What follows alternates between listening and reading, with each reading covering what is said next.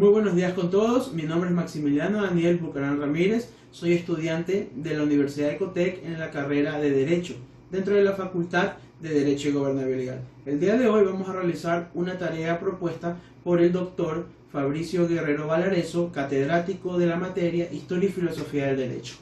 El tema a tratar el día de hoy va a ser sobre la filosofía del Estado, dentro de lo que es el orden normativo y el orden social. A continuación, acompáñenme a desarrollar este interesante tema.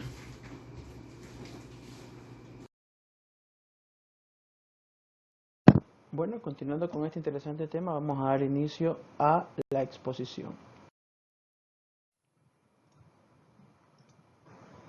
Tenemos nuestro tema principal, que es filosofía del Estado, donde hablamos del orden normativo y del orden social. Pero antes de entrar al tema en mención, vamos a reseñar un poco de qué se trata esto de filosofía del Estado, para estar un poco en contexto al tema a tratar.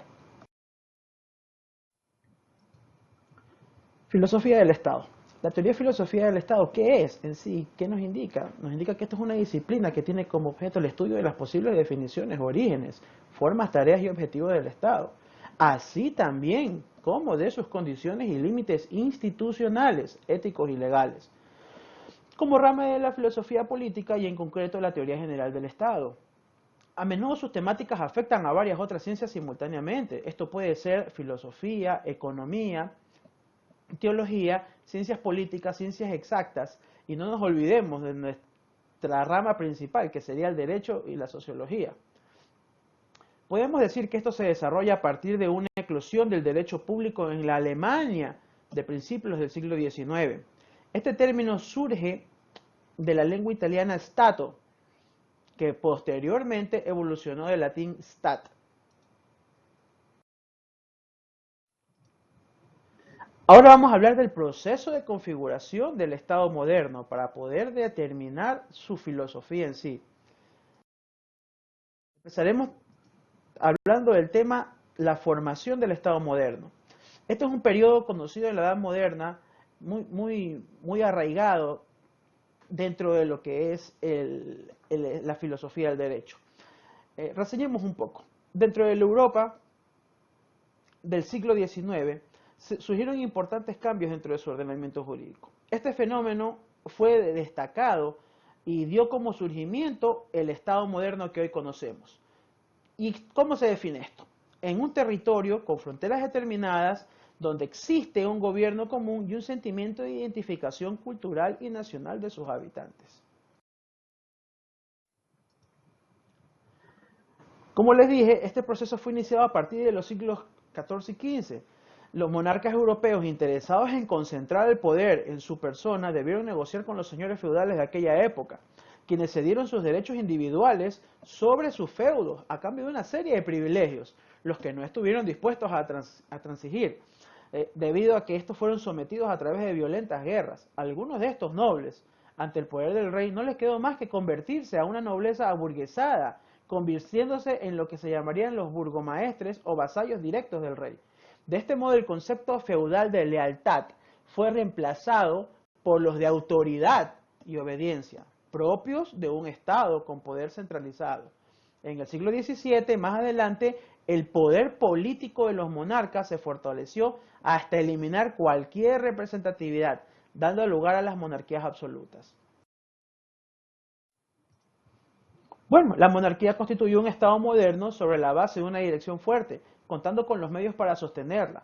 Con esto el rey consiguió la resignación de la sociedad, a cambio de un cierto orden y progreso. Uno de los más claros ejemplos fue el absolutismo en la Francia del siglo XVII.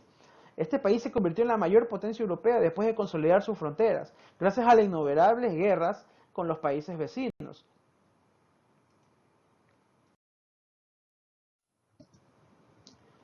Ahora, entremos en un tema que es importante para nuestro estudio y nuestra explicación. Hablemos del surgimiento del Estado liberal. El Estado liberal surgió como el resultado de una crítica al Estado monárquico absolutista. Es decir, es una consecuencia de lo anteriormente expuesto en los siglos anteriores. Es decir, la forma del Estado que existía antes de la Revolución estadounidense y de la Revolución francesa, lo que se llamaba el liberalismo, surgió a partir de una crítica contundente al sistema monárquico feudal. Es decir, estos sistemas ya venían caducos. Estos sistemas fueron, como quien dice, cánones para después ser reemplazados por lo que sería el Estado liberal. Entonces, de aquí se desprende la expresión más acabada a la frase del rey Luis XIV, el Estado soy yo, que hacía apología a que el rey representaba el Estado. Bueno, adentrémonos en el liberalismo. Este liberalismo original tenía no solo una dimensión política, sino también económica y filosófica. Entre los pensadores ideológicos se encontraba Jean-Jacques Rousseau, Montesquieu, Diderot y algunos otros filósofos y políticos de esa época. En el campo jurídico, estos pensadores como Thomas Jefferson y James Madison, muy conocido el último por la lógica de Madison, codificaron muchas de las ideas ilustradas en los documentos fundamentales de los Estados Unidos, específicamente en la Declaración de Independencia, muy conocida por la cultura popular, y en la Constitución del país de los Estados Unidos. Todos estos filósofos y pensadores hicieron una crítica a la sociedad absolutista monárquica, que culminó en un proceso revolucionario de carácter político-social, como fueron la Revolución Estadounidense y la Revolución Francesa anteriormente mencionadas, y al mismo tiempo coincidió con un fenómeno de carácter científico-tecnológico, la Revolución Industrial. Ambos dieron origen a un nuevo tipo de sociedad, la sociedad capitalista, y a un nuevo tipo de Estado, el Estado liberal.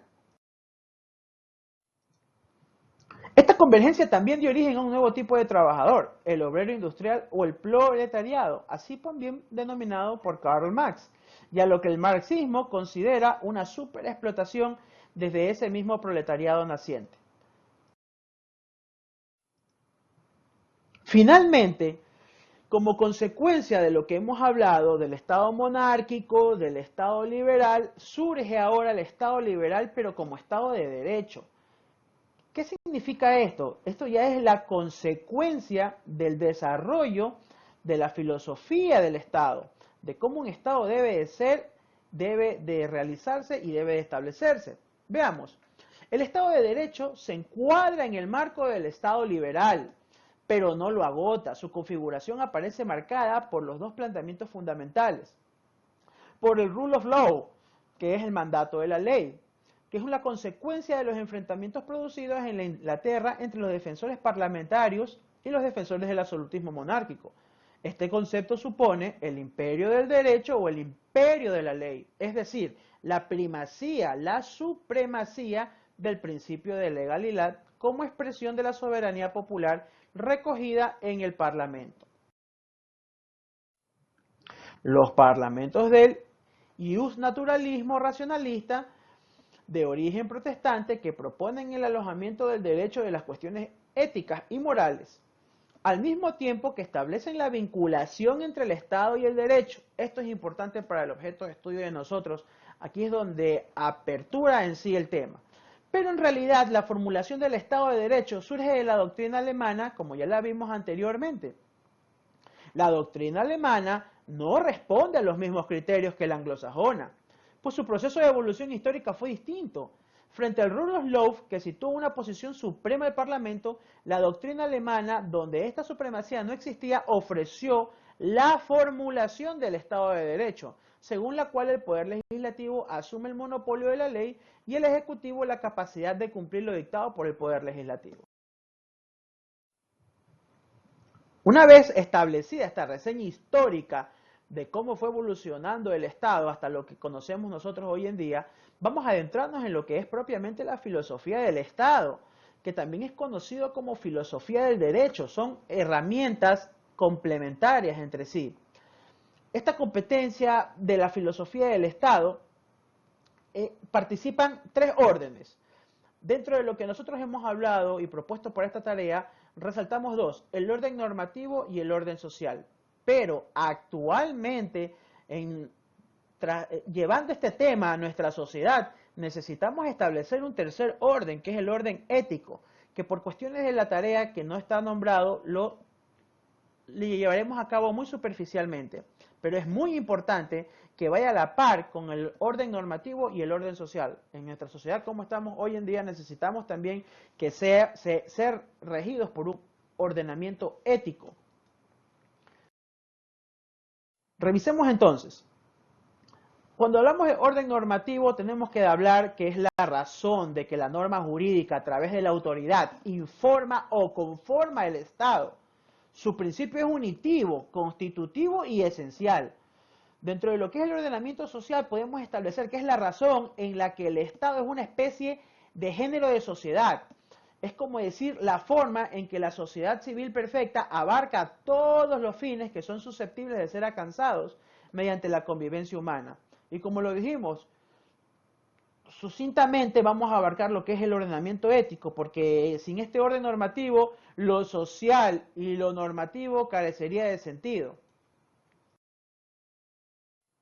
Adentrémonos entonces en el orden normativo de la filosofía del Estado.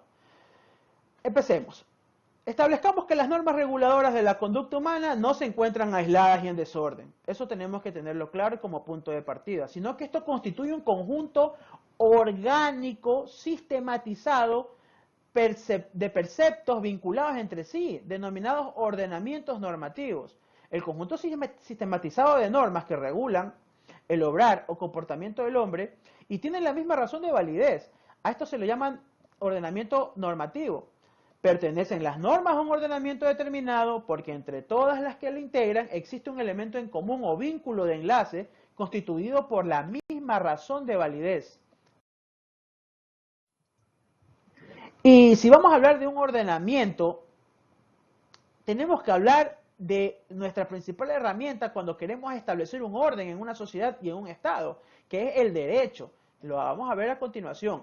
Entonces, el derecho sistema normativo utilizado como norma mismo es el conjunto de leyes o normas que aplican los estados de derecho para mantener el orden en la sociedad. El mismo se aplica mediante diversas entes u organizaciones que funcionan bajo la regulación del Estado. Entre paréntesis, podemos entender esto como los poderes del Estado. Uno de los poderes es el poder judicial, ¿verdad? Como nosotros sabemos, el poder legislativo y el poder ejecutivo. El poder electoral y el de participación ciudadana, que son poderes contemporáneos a estas épocas. El derecho normativo se aplica con el fin de que los ciudadanos cumplan y convivan bajo una serie de reglas establecidas por la sociedad. De este modo se facilita la convivencia y el respeto de las leyes por parte de los ciudadanos y todos los integrantes de un Estado de derecho democrático.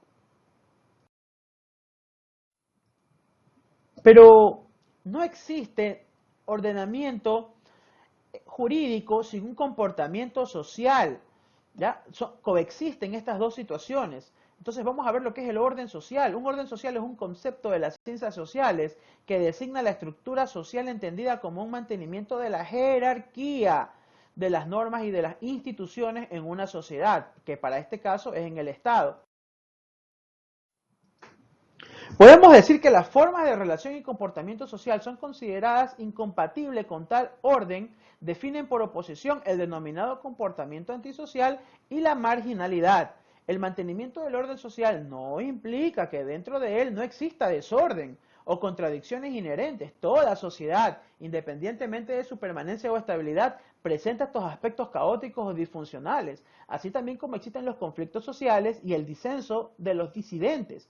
La forma en que tales disfunciones y disidencias se gestionan, como represión, tolerancia, asimilación, negación, definirá el grado de reformismo o de progresismo, conservadurismo o autoritarismo social. Bueno, entonces hablemos del orden social, que es un sistema de instituciones, marcos e interacciones relativamente persistentes, capaz de continuar reproduciéndose por sí mismo mientras se mantengan las condiciones esenciales de su propia existencia. Tales condiciones incluyen las relaciones de producción, la propiedad, las relaciones de poder, las formas y expresiones culturales de comunicación, la ideología o los valores. Conceptos confluyentes, pero no idénticos. Son otros como la estratificación social, el de pleno orden público, el de cuerpo social o el de sociedad civil. No debe confundirse con conceptos característicos del antiguo régimen como la división social en órdenes, sociedad de órdenes o sociedad estamental, las órdenes religiosas o las órdenes militares. Con esto concluimos nuestro tema, no sin antes agradecer estamos a finalización de un semestre. Queremos dar las gracias al catedrático, al doctor Fabricio, por sus clases impartidas. Personalmente nos hemos nutrido mucho de la información recibida, pues, y esperamos poder tener el gusto de volver a tenerlo en una futura cátedra. Agradezco mucho por el tiempo establecido en este conversatorio y estamos a las órdenes. Gracias.